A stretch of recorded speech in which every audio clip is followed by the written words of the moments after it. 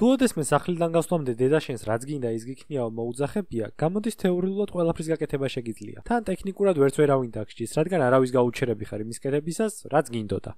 ზუსტად ეს არის მულტი 21. უბრალოდ დედაშენი კრისტიან ჰორნერია, შენ ფეტელი, ხოლო რის გამოც გეჭხუბებიან უფრო სერიოზულია ვიდრე ზუგზე ჩაღეღილი ტოპი. დარწმუნებული ვარ ბოლის ყურებისას ბოილდებზე ყველა შეგიბშნევიათ ყვითელი დეტალები აირბოქსის თავზე. მოგდავი მაყურებლები, ამით ვიგებ ჩვენი საყვარელი პილოტი შევიდა კედელში, თუ ისევ კოლაპინტომ გადააგდო გუნდი 20 მილიონიან ვალში. შავით იქამით უმეტესად ის პილოტია შეფერილი, რომელსაც გუნდი აპრიორიტეტებს. პირველს აძლევენ განახლებებს, ურგებენ სტრატეგიას. ბრბოლელი, რომელზეც მზედამთვარე ამოსდით. ადამიანურ ენაზე რომ გითხრათ, მშობლები Wi-Fi სახეად ჩეინდის სახაზრო აწერენ აეგრე რა.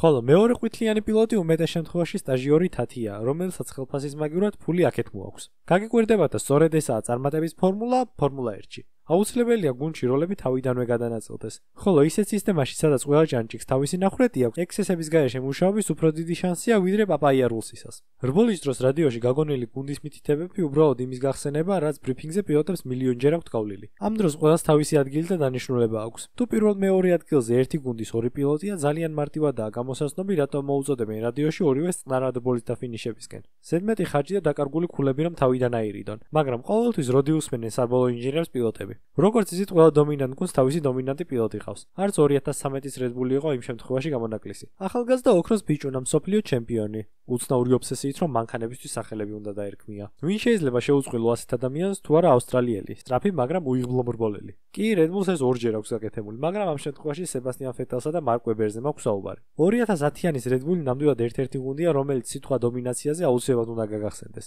გუნდი, სადაც ყველა მიცოდა თავისი ადგილი, მაგრამ ხანდახან პილოტებს შორისაც გაურკვევლობა მაინც იჩენდა თავს. ასეთი იყო მაგალითად 2010-ის ისტანბულ პარკზე ჩატარებული რბოლა, სადაც 51 წრეზე მაკლარენით შეწუხებულმა ფეტელმა ვებერზე დაიბომბის გაკეთება გადაწყვიტა. უბრალოდ ცოტა მარჯვნივ მოუვიდა გადახვევა. მერე ქაჯივით იყვირა, ამოხდა ბოლიდიდან და სახლში წავიდა.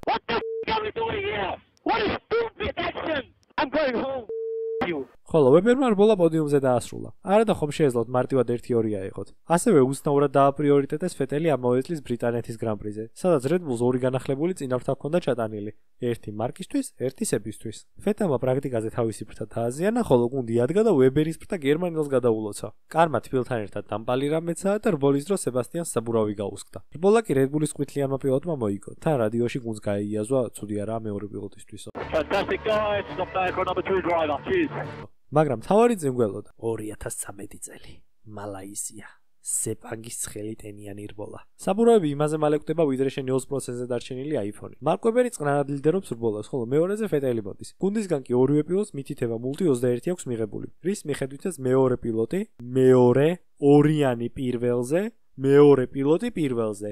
მარკ ვებერი პირველ ადგილზე უნდა დარჩეს. ხომ გაიგეთ? აი ფეტელმა ვერ გაიგო და ისე შეუტია თანაგუნდელს თითქოს მისი ცხოვრება ამ ერთ რბოლაზე ყოფილიყო დამოკიდებული. ვებერი კი ისეთ სიტუაციაში აღმოჩნდა, შენთვის შენახულ ტორტის ნაჭერს რომ შეგიჭამენ. კულდაუნ რუმში ამ ორ შორის მურმანის ეკლობის ბედნიერება ედრიან ნიუის ერგო. ნუ ვებერი გაბრაზებული იყო, გუნდი დამუნჯებული, ხოლო ფეტელი იმას აკეთებდა, რაც შენ დღეს არ გაიგეთებია. ადექი წყალი დალია და მე გააგრძელა ვიდეოს ყურება. ერთი და ორი რბოლა არაფერს ყვეთს, ეს თქვენც ჩვენივრად იცით, მაგრამ როდესაც პირდაპირ გეუბნებია რომ შენ ჩვენთვის არაფერს წარმოადგენ და რაც გინდა ის გიქნიაო, უნდა ადგე და წამოხვიდე. სწორედ ესე მოიქცა მარკი. ადგა და ვეგში პორშეს პროტოტიპზე გადაჯდა, სადაც 8 რბოლა მოიგო. ხოლო ამის შემდეგ ჟურნალისტობას მიყვა ხელი და თავი 2021-ის ბაქოს კივილით კიდევ ერთხელ გაგახსენა. ფეტელს რაც შეეხება ზედიზედ 4 გზის ჩემპიონი გახდა, ხოლო მულტი 21-ის ზეგავლენის შედეგს აგერ უყურებთ. გუნდში მეორე პილოტი ყოველთვის აიჩაგრება, ეს დაუწერელი კანონია. ხოლო თუ თავის დროზე არ გადაანაწილებს უფროსობა როლებს, ისეთ საშინელებამდე შეიძლება მივიდეთ, როგორც მაგალითად ვერცხლისფერი ისრების შემთხვევაა, სადაც ბავშვობის მეგობრები ისე გადაეკიდნენ ერთმანეთს, დღეს გამარჯვებასაც აღარ კადრულობენ. გინდათ გეგმა დაუზახეთ, ამას გინდ ჰამერ ტაიმი და გინდა მულტი 21. რბოლელის ტვინი ისეა მოწყობილი, რომ თუ მას წინ ვინმე დაუდგება, მის თავში აუცილებლად გადასწრება იქნება პრიორიტეტი. ეს დაახლოებით იმ სიტუაციას გავს ბავშვი პარკში თამაშისას რომ წაიქცევა, ტილს დაიწყებს და დედა მხოლოდ იმის გამოსცემს, რომ რაღაც ითქინა. მულტი 21 ყოველთვის დარჩება ავტოსპორტის გულშემატკივარის გულში. როგორც ისტორია, სადაც ერთ-ერთმა გამორჩეულმა ფიგურამ მთელი გუნდი ბორგვის საკისარზე დაიკიდა და ის გააკეთა, რაც თავად სურდა. ნათქვამია გამარჯვებულებს არასამართლებელო და მე ვინ ვარ ფეტელი გამსაჯო. თქვენ კი შეგიძლიათ მომდევნო ვიდეოს იდეები კომენტარებში დაწეროთ. მე კი შევეცდები სებივით არ მოვიქცე და მართლა მოგისმინოთ.